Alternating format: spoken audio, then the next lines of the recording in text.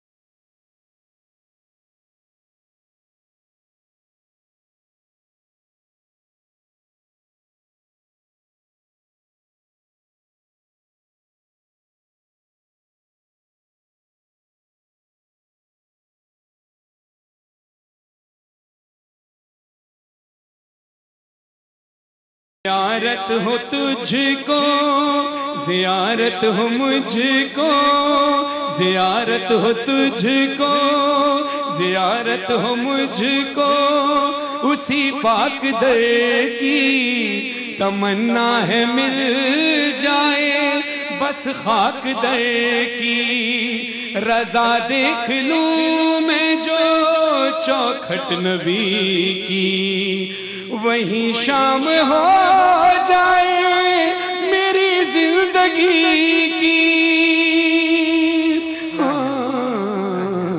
نظر آئے وہ سبز گنبد وہ جالی، نظر آئے وہ سبز گنبد وہ جالی، محمد کے در پہ چلا جا سوالی۔ اور ایک شعر امجد بھائی کی روح کو ڈیڈیکیٹ کرنا چاہتا ہوں۔ امجد بھائی کی تصویر کے سامنے کھڑے ہو کر دنیا بھلے کہتی رہے کہ شہید نہیں ہے، شہید ہے کیونکہ ذکر محمد و آل محمد کرتے تھے، عاشق رسول تھے۔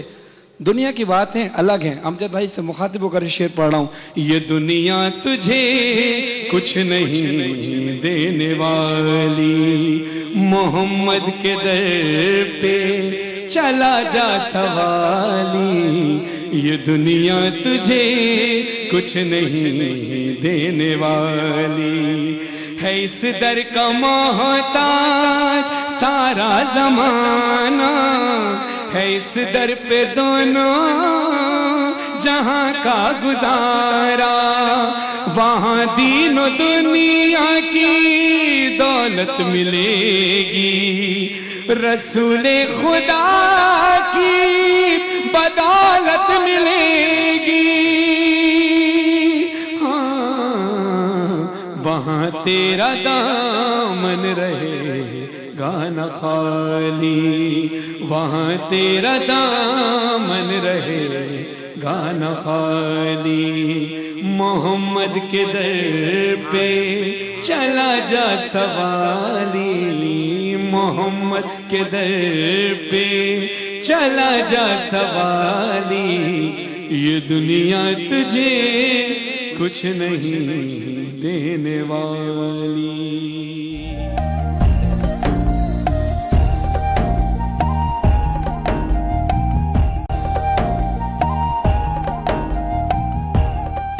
تنم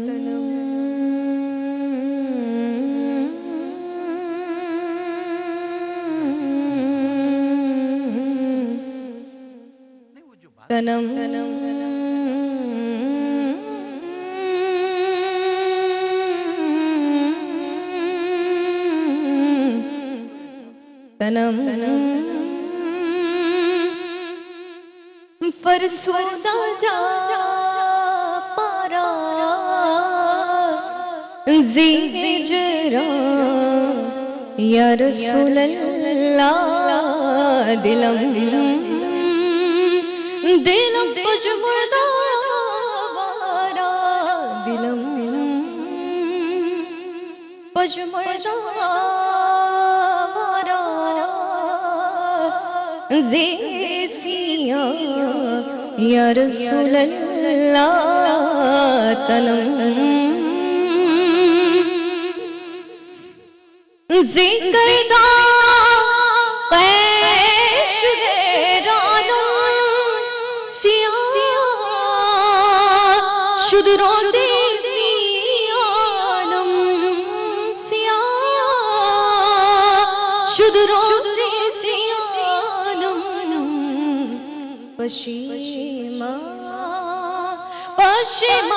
پشیمانم پشیمانم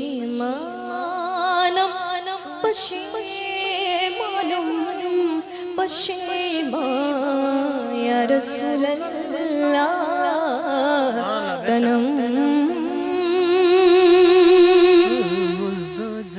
زیجا میں اوت تو مستم بزنجیر تو دل بستم بزنجیر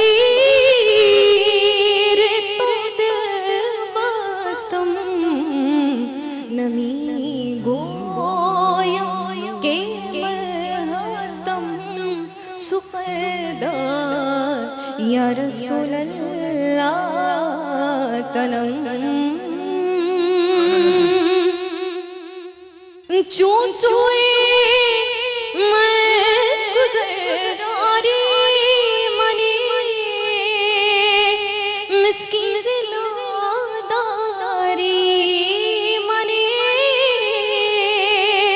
مسکین زلاداری، فدائے نقش لیلت، فدائے نقش لیلت کنم جا یا رسول اللہ تنم چون بازوی شفاعت را کشائی بر گناہگارا مکن میں روح جامی را درا یا رسول اللہ تنم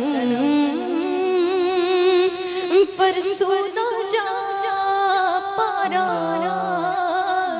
زیر جرا یا رسول اللہ دلم پشمردہ وارا دلم پشمردہ وارا زیر سیاں یا رسول اللہ.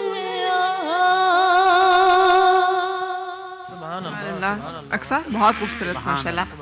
اس میں اتنا تو مجھے سمجھ آ رہا تھا کہ اپنی کیفیت جو بیان ہو رہی تھی کہ بہت بہت بے حال ہے بہت، لیکن آگے دعا کیا یا رسول اللہ کے سامنے فریاد کیا کی جا رہی تھی؟ یا رسول اللہ کے سامنے کہ میں آپ کی ہجر میں، آپ کی دوری میں میرا دل ٹکڑے ٹکڑے ہے، کرچیاں کرچیاں ہیں. اچھا تو یا رسول اللہ یہ ہجر کی دوریاں دور فرما دیجیے. اچھا واہ بڑا زبردست مولانا جامی اور مولانا رومی کے کلام آپ پڑھیں. کیا بات ہے. اس کا وہ جو واقعہ تھا وہ واقعہ بھی اگر سنا دیں عوام کو کہ وہ جو مولانا جامی رحمۃ اللہ علیہ نے یہ جب کلام لکھا اور پھر حضور کی بارگاہ میں حاضری پیش کرنے کے لیے آنے لگے تو حضور اس وقت کے جو حاکم تھے ان کے خواب میں تشریف لائے، کہا کہ ایسا ایسا حلیے کا ایک شخص آ رہا ہے، اس کو مدینے کے اندر آنے مت دینا. تو جب مولانا جامی آئے تو ان کو روک دیا گیا، کہا کہ کیا مجھ سے کوئی خطا ہو گئی، کیا ہو گیا. بہرحال پھر وہ بھیس تبدیل کر کے اس فقیرانہ لباس میں کسی اور میں، تو پھر حضور خواب میں تشریف لائے حاکم کے، اب یہ بھیس بدل کے آ رہا ہے، اس کو روک لو. پھر روک دیے گئے، کہا کیا خطا ہو گئی، کیا ہوا. پھر وہ بکریوں کا ریوڑ آ رہا تھا، اس میں بکریوں کے طرح چلتے ہوئے آئے. پھر حضور خواب میں تشریف لائے، اس طرح آ رہا ہے، روک دیا جائے. جو روک دیا ان کو پھر شاید قید میں ڈال دیا. تو حضور پھر خواب میں تشریف فرمایا کہ یہ کوئی مجرم، کوئی ایسا کوئی شخص نہیں ہے کہ تم نے اس کو جو ہے وہ گرفتار کر لیا. یہ میرا سچا عاشق ہے، اس کو میں نے اس لیے روک رہا تھا کہ اس نے ایک کلام لکھا ہے، تنم فرسودہ جہاں پارا، جیسے آپ کے ہجر میں بے قرار ہوں، اس نے کلام لکھا ہے. اور یہ اگر میرے دربار میں آ کے میرے روزے پہ اگر یہ پڑھے گا تو مجھے اس کو شاباش دینے کے لیے اپنے روزے سے ہاتھ باہر نکالنا پڑے گا، تو کہیں فتنہ نہ ہو جائے، میں اس لیے روک رہا تھا اس کو. اچھا اتنا مقبول کلام. اچھا یہ واقعہ یعنی اس کے ساتھ ہے. لیکن سوال جو میرا تھا وہ اسی سے جڑا ہوا تھا کہ بعض اوقات ہماری کیفیت کہ ہم نے جو دعا کرنی ہے ہمیں تو عربی زبان میں اپنا اظہار نہیں کرنا آتا، تو پھر ہم اردو میں مانگ لیں اگر اللہ تعالیٰ سے تو وہ دعا قبول اسی طرح سے ہوگی. دعا جب مانگنے بیٹھے تو سب سے پہلے حمد و ثنا اللہ رب العزت کی، اور اس کے بعد نبی کریم صلی اللہ علیہ وسلم پر دعا، درود و سلام بھیجنے کے بعد ہم ایک دو مسنون دعائیں جو قرآن میں نبی کریم صلی اللہ علیہ وسلم سے، آپ صلی اللہ علیہ وسلم اور انبیاء علیہ السلام کی دعائیں، ان سے شروع کریں. اور میں یہ سمجھتا ہوں کہ اس کے بعد اپنی ہی زبان میں دعا مانگیں، اس لیے کہ جو گریہ و زاری اور جو عاجزی و انکساری ہم اپنی زبان میں اللہ رب العزت کے حضور پیش کر سکتے ہیں وہ شاید عربی میں پیش نہ کر سکیں. بالکل نہیں. اس لیے جب ہم اپنی زبان میں اللہ رب العزت سے جو مانگ رہے ہیں، کیونکہ عربی کا معاملہ اصل میں دعا مانگنے کا حکم ہے، دعا پڑھنے کا حکم نہیں ہے. ہم جب مسنون دعائیں پڑھتے ہیں نا تو ہمیں ترجمہ تو آتا نہیں ہے، تو ہم پڑھتے ہوئے چلے جاتے ہیں ربنا ظلمنا انفسنا وان لم تغفر لنا وترحمنا لنکونن من الخاسرین. تو وہ دل بھی غفلت میں ڈوبا رہتا ہے، دل کہیں اور مشغول ہوتا ہے اور ہماری زبان سے دعا پڑھی جا رہی ہوتی ہے. تو جب دعا مانگیں گے اور اپنی زبان میں مانگیں گے تو پھر ہمیں پتہ ہوگا کہ ہم اللہ رب العزت کے سامنے بیٹھے ہیں، عاجزی و انکساری کر رہے ہیں. تو پھر میں یہ سمجھتا ہوں کہ اس دعا جس کے اندر عاجزی و انکساری ہو وہ دعا جو ہے زیادہ پر اثر ہے اور بہت جلد قبولیت کا درجہ حاصل کرتی ہے.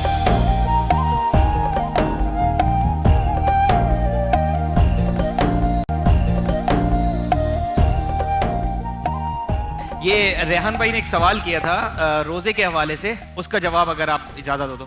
ریحان بھائی نے سوال کیا تھا کہ بعض لوگ روزہ نہیں رکھتے ہیں اور اس کے علاوہ جو ہے وہ یہ کہتے ہیں کہ روزہ وہ رکھے جس کے پاس کھانے کو نہیں ہے. تو دیکھیں، ایک تو یہ ہے کہ روزہ نہ رکھنا یہ تو گناہ ہے ہی، کیونکہ اسلام کے بنیادی جو 5 ستون ہیں ان میں سے ایک روزہ بھی ہے. لیکن پھر اس طریقے سے اللہ رب العزت نے جن کو اسلام کا رکن بنایا ان کا مذاق اڑانا یہ کفر ہے. کیوں؟ کیونکہ اللہ رب العزت فرما رہا ہے یا ایھا الذین آمنوا کتب علیکم الصیام کما کتب علی الذین من قبلکم لعلکم تتقون. روزے اس لیے فرض کیے گئے اب یہ فرض کا جو مطلب ہے وہ بہت کلیئر ہے. فرض کیے گئے آپشنل نہیں ہے کہ چاہیں تو رکھ لیں اور تاکہ تم متقی ہو جاؤ. اس لیے نہیں کہا کہ تمہارے پاس کھانے کو نہیں ہے تو روزہ رکھ لو. تو لہٰذا اگر نہیں کرتے تو وہ گناہ ہے, وہ آپ کا اور عند اللہ معاملہ ہے, حقوق اللہ ہے. لیکن اگر اس کا مذاق اڑاتے ہو تو یہ بات یاد رکھیے کہ پھر شاعر اللہ کا مذاق اڑانا انسان کو جو ہے کفر کی وادیوں میں دھکیل دیتا ہے. اچھا اوقات قبولیت دعا میں سے جیسے آپ نے بتایا ابھی بارش آ رہی ہو تب انسان دعا کرے, خصوصی اوقات میں. ویسے تو جب انسان کا دل اللہ تعالیٰ سے مربوط ہو جائے وہ دعا کرے. اور معصوم فرماتے ہیں کہ جب دعا کرو اور تمہاری آنکھ سے مکھی کے پر جتنا آنسو نکل آئے سمجھو کہ بارگاہ الہی میں قبولیت. دعا کے قبول ہونے کے اوقات میں سے ایک تو اس وقت ہے کہ جب بارش آ رہی ہو, ایک جیسے ہی نکاح تمام ہو اس وقت فوری طور پر دعا مانگی جائے, ایک ہے نماز کے بعد فوراً دعا مانگی جائے. معصوم فرماتے ہیں کہ جو شخص نماز کے بعد دعا نہیں مانگتا اللہ تعالیٰ فرشتوں سے کہتا ہے کہ اس کی نماز اس کے منہ پہ مار دو, اس سے مجھ سے کچھ نہیں چاہیے تو مجھے اس کی نماز نہیں چاہیے. اس کے بعد شب جمعہ اور جمعے کے دن صبح اس وقت میں جو مطلع الفجر کا وقت ہے اس سے پہلے دعا کی قبولیت کا. اور اس کے بعد جب انسان مکہ شریف تشریف لے جاتے ہیں اور سب سے پہلے خانہ کعبہ پر نظر پڑے وہ دعا کی قبولیت کا وقت ہے. ذریعہ رسول اکرم صلی اللہ علیہ وسلم کی زیارت پہلی مرتبہ آنکھ اس طرف گئی اور جو دعا مانگی انشاءاللہ قبولیت ہوگی.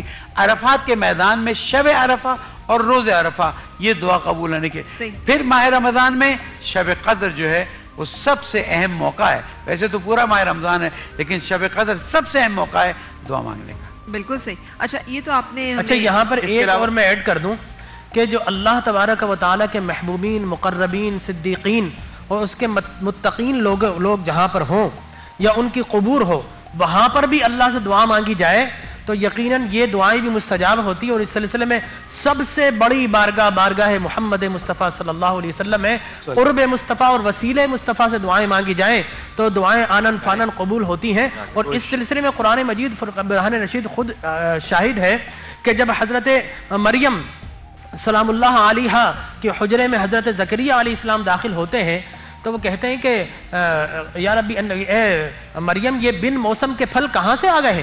فنادت الملائکۃ قائم یصلی فی المحراب. وہ کہتی ہیں کہ یہ تو میرے رب نے مجھے عطا فرمائے ہیں.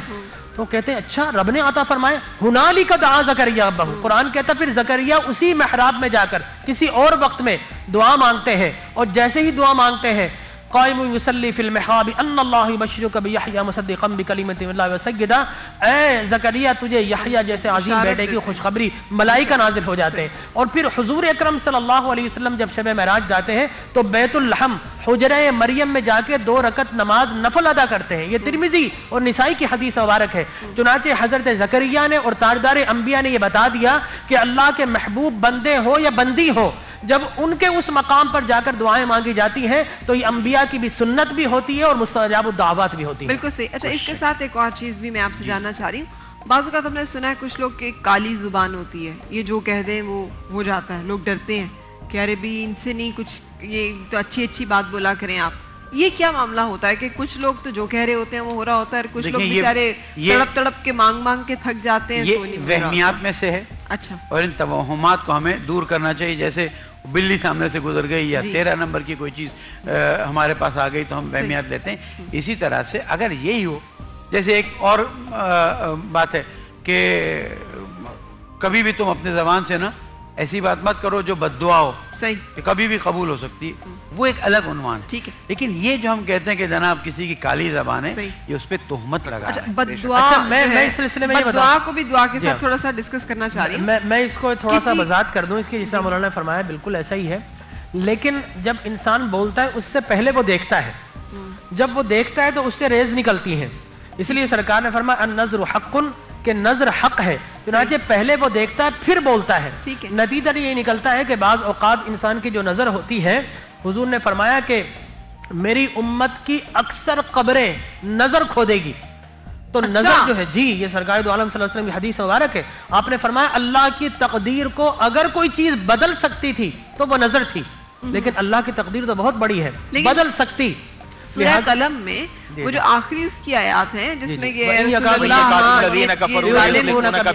چاہتا ہے کہ تجھے نظر لگا دے، اس طرح کو پورا تذکرہ ہے. جی بالکل ایسا ہی ہے. اور خود حضور اکرم صلی اللہ علیہ وسلم پر نظر لگانے کے لیے لوگوں کو ہائر کیا گیا. حضرت جبیر بن مطعم رضی اللہ تعالیٰ عنہ سے، سعید بن جبیر سے یہ روایت ہے کہ حضور اکرم صلی اللہ علیہ وسلم کے لوگوں کو ہائر کیا گیا. وہ 2-3 دن بھوکے رہتے تھے، اندھیرے میں رہتے تھے، اور اس کے بعد جب نظر لگانا ہوتا ہے ایک دم روشنی میں آتے اور جس چیز کو دیکھتے تو اپنے غلاموں سے کہتے خادموں سے جاؤ یہ گائے جو ہے بھی کٹنے والی ہے، کسی وقت بھی یہ پڑائے گی، یہ کٹے گی، جاؤ اس کا گوشت سستا مل جائے گا، پہلے سے لائن میں لگ جاؤ. اچھا لہٰذا اتنا تو حضور اکرم صلی اللہ علیہ وسلم پر بھی نظر لگائی گئی، لیکن اللہ نے قرآن کی آیتیں نازل کی. لیکن نظر اور یہ زبان سے بچنے کا بہترین طریقہ یہ ہے کہ جب بھی ماں کی بھی نظر لگ سکتی ہے، خود اپنے آپ کی بھی نظر لگ سکتی ہے، تو بہترین چیز یہ ہے کہ جب کسی کو دیکھے تو الحمدللہ، سبحان اللہ اور ماشاءاللہ پڑھ لے. اور آپ اگر گھر سے نکل رہے ہیں کسی محفل میں جا رہے ہیں تو پہلے لا حول ولا قوت الا باللہ العلی العظیم پڑھ لیں گے. یہ نظر پروف وظیفہ ہے. یہ پڑھنے سے انشاءاللہ یہ جو زبان کی بات کرتے ہیں یہ پہلے سے ہی چاروں کل پڑھ کے اپنے اوپر پھونک لیے جائیں تو بھی نظر سے حفاظت رہتی ہے. یہ بھی ہے. اچھا جی بریک لینے جا رہی ہوں، لیکن اس سے پہلے ایک سوال میں آپ لوگوں کے سامنے چھوڑتے ہوئے، دعا کو آپ نے ایکسپلین کیا، بد دعا کا بھی تھوڑا سا بتائیے گا کہ کیا بد دعا بھی بہت سارے لوگ، آپ نے کسی کو شادی نہیں کی کسی سے، وہ جھولیاں اٹھا کے بد دعا دیتے جا تو بھی کہیں آباد نہ ہو. تو آپ مجھے بتائیے کہ بندہ وہاں پہ جا کر اس کی دعا قبول ہوگی. ہم بریک کے لیے رکیں گے اور اس کے بعد آپ سے ملاقات.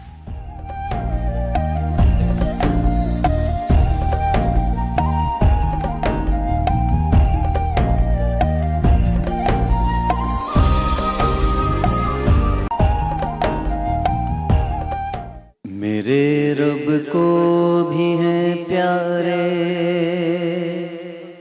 میرے سرکار کے گیسو، میرے رب کو بھی ہیں پیارے میرے سرکار کے گیسو. عروج حسن سے آگے میرے سرکار کے گیسو، عروج حسن سے آگے میرے سرکار کے گیسو. فقط اس واسطے خالد نے ہر ایک مار کا جیتا، فقط اس واسطے خالد نے ہر ایک مار کا جیتا. انہوں نے ٹوپی میں رکھے میرے سرکار کے گیسو، انہوں نے ٹوپی میں رکھے میرے سرکار کے گیسو. میرے رب کو بھی ہیں پیارے میرے سرکار کے گیسو. گھماتی ام سلمہ پانی میں منہ مبارک کو، گھماتی ام سلمہ پانی میں منہ مبارک کو. مریضوں کو شفا دیتے میرے سرکار کے گیسو، مریضوں کو شفا دیتے میرے سرکار کے گیسو. اور مینا میں بال کٹوا کر، مینا میں بال کٹوا کر دیا جب حکم آقا نے، مینا میں بال کٹوا کر دیا جب حکم آقا نے. ابو طلحہ نے پھر بانٹے میرے سرکار کے گیسو، ابو طلحہ نے پھر بانٹے میرے سرکار کے گیسو. نہ گھنگرالے نہ بالکل سیدھے وہ گیسو خمیدہ ہیں، نہ گھنگرالے نہ بالکل سیدھے وہ گیسو خمیدہ ہیں. گھنے اور رنگ میں کالے میرے سرکار کے گیسو گھنے اور رنگ میں کالے میرے سرکار کے گیسو نبی گیسو ترشواتے صحابہ لیتے ہاتھوں پر نبی گیسو ترشواتے صحابہ لیتے ہاتھوں پر زمین پر گرنے نہ پاتے میرے سرکار کے گیسو زمین پر گرنے نہ پاتے میرے سرکار کے گیسو اور میرے آقا نے سجدوں میں زمین کو بھی نوازا تھا میرے آقا نے سجدوں میں زمین کو بھی نوازا تھا زمین بارہا چومے میرے سرکار کے گیسو زمین بارہا چومے میرے سرکار کے گیسو اور زیارت گیسو کی ہے نبی کی دید کا حصہ زیارت گیسو کی ہے نبی کی دید کا حصہ وہ ہے خوش بخت جو دیکھے میرے سرکار کے گیسو وہ ہے خوش بخت جو دیکھے میرے سرکار کے گیسو میرے رب کو بھی ہیں پیارے میرے سرکار کے گیسو سبحان اللہ ماشاءاللہ بہت اعلیٰ. یہ لگتا ہے کسی عالم کا لکھا ہوا کلام ہاں ہے. بہت سارے واقعات صلح حدیبیہ بھی آ گئی حضرت خالد بن ولید کا قصہ بھی آ گیا حضرت خالد بن ولید نے واقعی جی ہاں اپنی دستار میں رکھے ہوئے تھے بالکل ان کا تو یہ تھا سلوا کر رکھا ہوا تھا باقاعدہ اچھا اور ان کا وہ خود تھا ہیلمٹ تھا ایک وہ جنگ میں گئے تو وہ مخصوص ٹوپی جو تھی صحیح وہ بھول گئے تو صحابہ فرماتے کہ ایک تیز رفتار سوار کالے رنگ کا لباس پہنا وہاں سے گزرا بہت تیزی کے ساتھ تو ہم نے اس کو روک لیا تم کہاں جا رہے ہو کون ہو کیسے ہو جنگ کا موقع ہے غالباً جنگ یرموک تھی اچھا تو جب انہوں نے اپنا ہیٹ اتارا پتہ چلے خالد بن ولید کی زوجہ محترمہ ہے اچھا اور انہوں نے فرمایا کہ خالد آج جنگ میں چلے گئے یہ ٹوپی بھول کر چلے گئے اور مجھے خطرہ ہے کہ کہیں ان کو شکست نہ ہو جائے اس لیے میں ٹوپی پہنچانے کے لیے وہاں پر جا رہی ہوں. اچھا اور ایک جنگ ایسا بھی موقع تھا کہ وہ ان کا خود نیچے گزر گیا اور لڑائی چھوڑ کر اس کو تلاش کر رہے ہیں تو صحابہ نے پوچھا کہ اے خالد تم لڑائی میں تم جنگجو ہو سیف اللہ ہو تم وہ لڑائی چھوڑ کر تم کیا تلاش کر رہے ہو فرمایا کہ مجھے سرکار نے گیسو دیے تھے وہ اس ٹوپی میں موجود ہے خدا کی قسم تم یہ سمجھتے ہو کہ مجھے یہ جنگیں اپنی بہادری کی وجہ سے ملتی نہیں مجھے جو بھی فتح ملتی ہے سرکار کے گیسووں کے صدقے میں ملتی ہے. سبحان اللہ. اچھا سر میں نے آپ سے سوال کیا تھا اب چونکہ ڈاکٹر صاحب نے کلام کر لیا تو آپ کی طرف سوال لے کے آتی ہوں بد دعا بعض اوقات ہم بھی تو ہم کسی کے لیے نکل جاتی ہے یا کوئی کر رہا ہوتا ہے چھوٹی چھوٹی چیزوں پہ بد دعا دے رہے ہوتے ہیں اچھا یہ ہو جائے اچھا وہ ہو جائے تو کیا اس کے بارے میں کیا حکم ہے کیا دعا اور بد دعا بھی قبول ہوتی ہے اور کس کس کی قبول ہوتی ہے اور کس کس کی بد دعا سے ڈرنا چاہیے؟ دیکھیے یہ ایک ریلیٹو ٹرم ہے دعا اور بد دعا. کسی نے کسی پر زیادتی کی ہو ظلم کیا ہو اور اس کا دل دکھا ہوا ہو تو اب یہ جو دعا کر رہا ہے یا کر رہی ہے اصل تو دعا کر رہی ہے لیکن کسی کے لیے ٹرن ہو رہی ہے بد دعا. ہم ایک نصیحت کریں گے لوگوں کو اگر آپ پر کسی نے ظلم کیا ہے کسی نے زیادتی کی ہے آپ اس معاملے کو اللہ سبحانہ وتعالی کے حوالے کر دیں. ٹھیک فوض امری اللہ فوض امری اللہ ان اللہ بصیر بالعباد. اس کا نتیجہ یہ ہوگا کہ آپ کی زبان سے کسی کے بارے میں دعائے غیر خیر میں شر نہیں کہوں گا دعائے غیر خیر نہ ہو دعائے ضرر کس کی دعا ہے یہ دعا ہے نا کسی نبی کی قرآن مجید کی آیت کا حصہ ہے وفوض امری اللہ ان اللہ بصیر بالعباد اور ہم اپنا معاملہ اللہ کے سپرد کرتے ہیں. اگر ہم یہ کام کر لیں نا ہم تو کیا دعا کریں گے اس کے لیے جو اللہ تعالیٰ خود اس کے لیے راستہ لیکن وہاں پر بھی اللہ تعالیٰ اس کے لیے کوئی راستہ نکالے گا کہ وہ آ کے معافی مانگ لے. صحیح کیوں اللہ تعالیٰ چاہتا ہے کہ مومنین سارے جو ہیں مل کر جنت میں جائیں کوئی کسی کا حق کھا کر بالکل نہ صحیح، جائے انشاءاللہ۔ بالکل صحیح۔ اچھا آپ کوئی سوال کر رہی تھی؟ میں یہ سوال کر رہی تھی کہ جیسے کہ ہم عشاء کی نماز پڑھتے ہیں جس کی رکعت بہت زیادہ ہوتی ہے، 17 رکعت ہوتی ہے، تو اس کے بعد جب ہم ایک ساتھ پوری رکعتیں پڑھنے کے بعد ہم ایک آخری میں دعا کریں، یا ہر سنت کے بعد پوری سنت کمپلیٹ کریں، پھر پورا اس کے بعد دعا کریں، پھر فرض پورا کریں، پھر تو کیا یہ پاسبل ہے کہ ہم پوری نماز پڑھنے کے بعد آخری میں دعا اکٹھا ہی مانگ لیں؟ دیکھیں میں آپ سے بتاؤں قرآن مجید برہان رشید کی آیہ مبارکہ فَإِذَا فَرَغْتَ فَانْصَبْ وَإِلَىٰ رَبِّكَ فَارْغَب، کہ جیسے ہی تم عبادت سے فارغ ہو جاؤ تو رب کی جانب رغبت کرو۔ رغبت سے مراد کیا ہے؟ آپ نے دعا مانگنی، اور فرمایا الدعاء هو العبادہ، کہ دعا ہی عبادت ہے، اور ایک حدیث میں آیا الدعاء مخ العبادہ، دعا عبادت کا مغز ہے، اور فرائض چونکہ خالصتاً اللہ کے لیے ہوتے ہیں، توحید خالص ہے، لہٰذا اس کے بعد آپ اگر دعا مانگیں گے تو یقیناً قرآن کا بھی یہی منشا ہے اور یہی مقصود و مطلوب ہے کہ دعا مانگنی چاہیے، اور دعا عبادت کا حصہ ہے۔ تو آپ فرائض کے بعد ایک مختصر دعا مانگیں جو رسول مکرم صلی اللہ علیہ وسلم کی سنت مبارکہ ہے، اور پھر اس کے بعد آپ جب پوری سنن اور نوافل سے فارغ ہو جائیں تو پھر آپ کمپلیٹ ہو کر دعا مانگیں۔ وہ دیکھیں کتنا خوبصورت ہے کہ آپ نے نماز پڑھنی ہے تو عربک، ٹھیک ہے نا، قرآن کی آیات تلاوت کرنی ہے، آپ رکوع میں جانا سبحان ربی الاعلیٰ، آپ سجدے میں رکوع میں جائیں گے سبحان ربی العظیم عظیم، التحیات پڑھیں گے، اپنی ساری عبادات بدنیہ پیش کرنے کے بعد اب فرمایا کہ اب پروٹوکول ختم کر دو، اب سارے کے سارے تکلفات دور ہو گئے، مانگ جس زبان میں تجھے مانگنا اچھا لگتا ہے، جس میں تجھے مانگنے میں لذت ملتی ہے، جس میں اللہ کی قربت معیت کا تجھے احساس ہو جائے، اور جس سے مانگنے میں تجھے یقین کامل ہو جائے، جس سے اگر تو مانگے تو عجز آئے، انکسار آئے، گڑ گڑا کر امن یجیب المضطر اذا دعاہ، کہ جب مانگنے والا اضطراب کے ساتھ، بے چینی کے ساتھ، بے قراری کے ساتھ اور دکھی دل کے ساتھ اور آنسو بہاتے ہوئے رب سے مانگتا ہے، تو جس طرح کون اسے پکار، امن یجیب المضطر اذا دعاہ، جب دعا مانگی جائے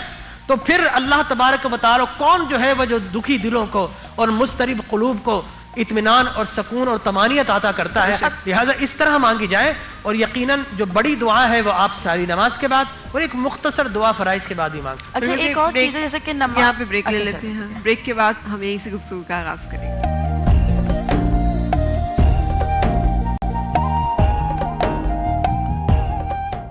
رسول خدا کے، رسول خدا کی غلامی میں کیا ہے، ذرا تم غلامی میں آ کر تو دیکھو، سبحان اللہ، آنا پڑے گا۔ رسول خدا کی غلامی میں کیا ہے، ذرا تم غلامی میں آ کر تو دیکھو، رسول خدا کی غلامی میں کیا ہے، ذرا تم غلامی میں آ کر تو دیکھو، غلامی یہ ہے بادشاہی سے بڑھ کر، غلامی یہ ہے بادشاہی سے بڑھ کر، ادھر آؤ قسمت جگا کر تو دیکھو، ادھر آؤ قسمت جگا کر تو دیکھو، رسول خدا کی غلامی میں کیا ہے، ذرا تم غلامی میں آ کر تو دیکھو، رسول خدا کے غلاموں کے آگے، غلاموں کی یہ غلاموں کی عظمت پیش کرو، رسول کی عظمت تو بہت ہے، رسول خدا کے غلاموں کے آگے سر تاج داراں بھی خم ہو رہے ہیں، رسول خدا کے غلاموں کے آگے سر تاج داراں بھی خم ہو رہے ہیں، کسی تاجور کی حقیقت ہی کیا ہے، کسی تاجور کی حقیقت ہی کیا ہے، تم ان کی غلامی میں آ کر تو دیکھو، تم ان کی غلامی میں آ کر تو دیکھو، رسول خدا کی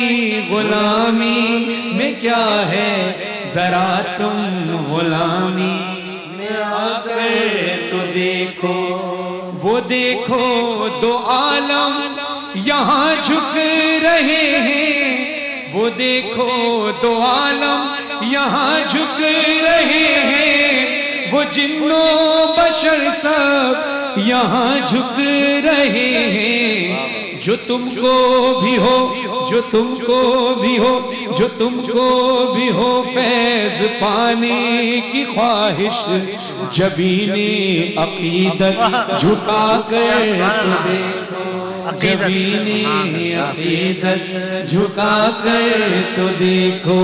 رسول ہم سے پوچھا ایسا نہ کیا فائدہ رسول کی غلامی کا؟ صرف اللہ کی بات کرو، اللہ ہی کی عبادت کرو۔ عبادت ظاہر ہے اللہ ہی کی ہے، مگر اللہ کا پیغام دیا کس نے؟ رسول خدا نے۔ عبادت تو اللہ کی ہے لیکن ادائیں تو حضور کی۔ بے شک بے شک۔ تو پھر جس نے جاننا ہے کہ رسول خدا کی غلامی میں کیا ملتا ہے، ذرا تم غلامی میں آ کر تو دیکھو، رسول خدا کی غلامی میں کیا ہے، ذرا تم غلامی میں آ کر تو دیکھو۔ دیکھیے گا کتنا خوبصورت شعر پیش کر رہا ہوں۔ نجم صاحب کلام لکھتے ہیں کہ محبت کا دعویٰ تو آسان ہے کرنا، محبت کا دعویٰ تو آسان ہے کرنا، ہے مشکل مگر نجم الفت میں مرنا، حسین ابن حیدر کی مانند یاروں، حسین ابن حیدر کی مانند یاروں، محبت میں سر کو کٹا کر تو دیکھو، محبت میں سر کو کٹا کر تو دیکھو، رسول خدا کی غلامی میں کیا ہے، ذرا تم غلامی میں آ کر تو دیکھو۔